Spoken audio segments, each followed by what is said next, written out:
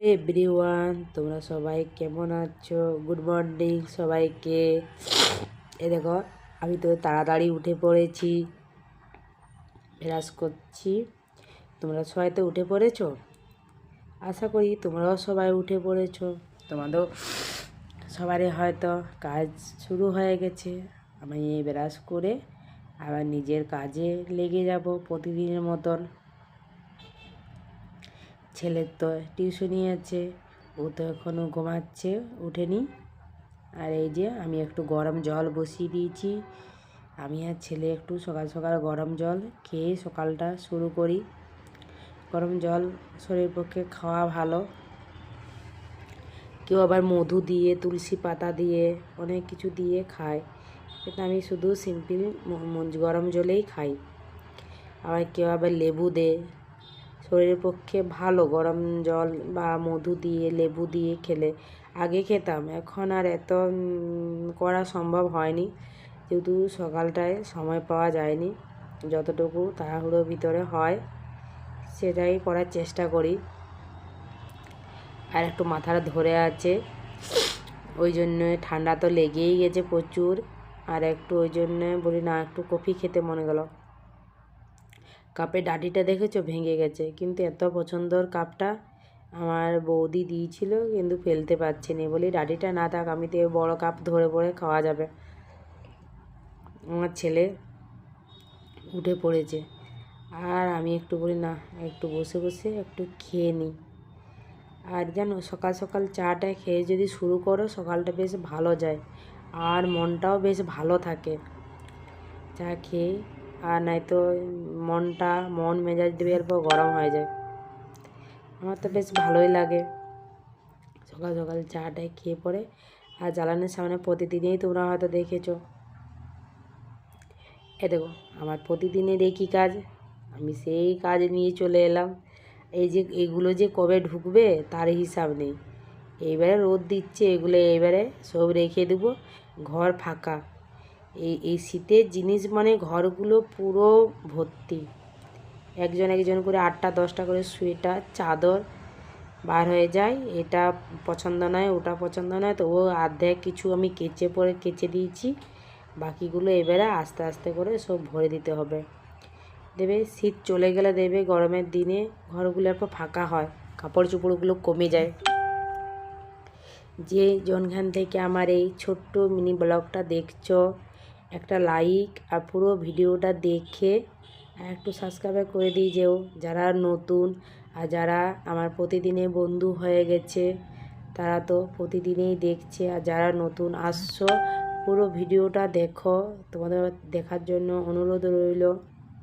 আশা করি দেখবে, আর পারলে একটু সাবস্ক্রাইব করে দিয়ে যাও। এ দেখো, ঠান্ডা লেগে গেছে বলে খাওয়ার আগে ওষুধ ছিল, আমি ওষুধটা খেয়ে আর বলি ঘরটা ঝাড় দিয়ে দিই। এগুলো তো মেয়েদের প্রতিদিনই কাজ। আমাদের ইচ্ছা না থাকলেও, শরীর খারাপ থাকলেও কিছু করার নেই, করতে হবে। নিজেদের কাজ কে করে দেবে? আর যেহেতু আমি তো মা আর ছেলে থাকি, আমাকে তো করতেই হবে। আমাদের বাড়িতে তো আর কেউ নেই, পড়ে থাকলেও কিছু করার নেই। যখন একা থাকা হয়, একটু কেউ জল দেওয়ারও কেউ থাকবে না। আমার ছেলে তাও সাহায্য করে, যদি খুব শরীর খারাপ হয়, রান্নাবান্না করতে পারিনি, কিন্তু উঠে পড়েও যে জলটা নেব, সেটাও যদি অবস্থা খারাপ হয়ে যায়, তখন আমার ছেলেটাও অনেকটাই সাহায্য করে। যেহেতু একটু বড় হয়ে গেছে, ওকে আর অত বেশি দেখতে হয়নি। আর এই যে আমার প্রতিদিনের ঘরটা ঝাড় দিয়ে দিলাম। দেখে আমার ছেলের জামা প্যান্টগুলো সব একবার যদি গুছিয়েছ, একটি জামা নেবে তা 4টি 5টি ফেলে দেবে, তারপরে আবার ওই জামা নেবে। আর একটু কাকু একটা দুয়ারে মাছ এনেছিল, সে ভিডিওটা দেওয়া হয়নি। সবসময় ভিডিও বাইরে নিয়ে গেলে, আবার ক্যামেরা নিয়ে গেলে বলবো হ্যাঁ মাছ নিচ্ছে, সেটাও ভিডিও করছে। বুঝতেই পেরেছ, পাড়া প্রতিবেশীর এখনকার দিনে মানুষের খুব কথা। থাক ভিতরে ভালো, লোক তো জানেনি সবাই যে ভিডিও করছি। তাহলে মাছটা একটু, আমার ছেলে এবার মাছ খায়নি, আমার ছেলের জন্য আবার ডিম ভাজতে হবে। ওই দেখো, আমাদের টমেটো পোড়া হচ্ছে, যেহেতু শরীরটা খারাপ, স্কুল পাঠাতে হবে, ওই জন্য আলু ভাতে ভাত আর টমেটো পোড়া করে দিয়েছি, আর মাছ ভাজা আমার ছেলের জন্য ডিম ভাজা। আর ছেলে যেহেতু টিউশনে গেছে আসেনি, প্রচণ্ড একদম ভিক্স নিয়ে একটু গরম জলে বলি ভাপ নিই, একটু আরাম হবে। তুমি যারা যারা এমনি সর্দি বা মাথা ব্যথা হয়, ভাপের মেশিনটা আমাদের নেই, আমার ছেলের দরকার হয়নি বলে ওটা কেনা হয়নি। আর একটা কম্বল বা লেপ তুমি ঢাকা নিয়ে একটা হাঁড়িতে বা কোনো কিছু বেশ গরম জল নিয়ে ভাপটা যদি নাও বেশ আরাম হয়। আমি না পার্লার যেতে হবে, নিজেকে তো নিজের শরীরটা নিজেকে তো যত্ন রাখতে হবে, ওটা তো কেউ তোমায় রেখে দেবে নি, কাজ তো তোমার সব ঘরের করতে হবে।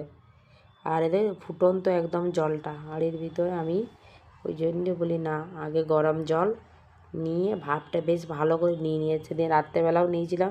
দিনে যদি 2বার নাও তোমার শরীর একদম ঠিক হয়ে যাবে। এই যে বললাম না আলু ভাতে ভাত করেছি, মা ছেলে করতে পারিনি, শুধু প্রেসার কুকার আলু ভাতে ভাত। আর ছেলের জন্য দেখেছো সেই ডিম বললো না, ও মাছ খায়নি, আমার জন্য মাছ ভাজা, মাছ খেতে ইচ্ছা করলো, ওর জন্য আমি আবার মাছ খাওয়াই হয়নি। আর আমার মাছ খুব পছন্দ, আমার ছেলে আবার ডিম। তাড়াতাড়ি করে ও দেখেছো কত চুল হয়ে গেছিলো না, আমার ছেলের চুলটা কেটে দিয়েছি বলে তা একটু ভাল লাগছে। আর দেখে আমার ছেলে রিমোট নিয়ে একবারে খেতে বসে যাবে। আমি আর ছেলে তাড়াতাড়ি করে খেয়ে নিই, খেয়ে ফেলে ও যাবে স্কুলে, আমিও যাব পার্লারে। 2 লোকের ভিতরে কারোর ওখানে স্নান হয়নি, হাত পা ধুয়ে নেব আজকে, তেমনভাবে জল ঢালবো নি গায়ে মাথায়। তাই তো আমার ছেলেও রেডি, আমিও রেডি, বাসন টাসন ধোয়া ওই ভিডিওগুলো এত তাড়াহুড়োর ভিতরে হয়নি। আর ওকে স্কুলে দিয়ে পার্লার থেকে এসে পরে আমাদের পাশের বাড়ির যে বাচ্চাটা থাকে ছুটু আর মমিতা, ওদের সঙ্গে শাক আলু আর আমার শ্বশুর মশাই এনেছিল গুড়ের লাড্ডু আর শাক আলু নিয়ে বসেছি আমি খেতে।